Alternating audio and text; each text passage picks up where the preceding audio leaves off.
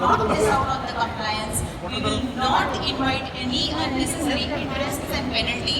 So timely, within the statutory deadlines, ICCSL has made both these compliances, that is filing of our tax report within the due time and filing of our income tax return within the time.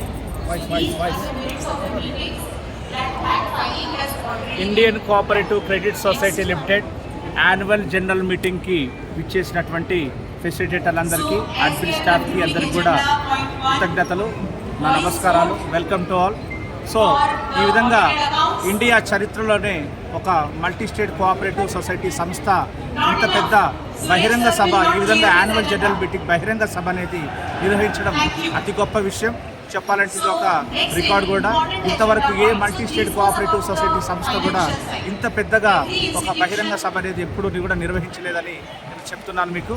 So ఈ సమావేశానికి విచ్చేసినటువంటి ప్రతి ఒక్కరికి కూడా పేరు పేరున ధన్యవాదాలు చెప్తున్నాను.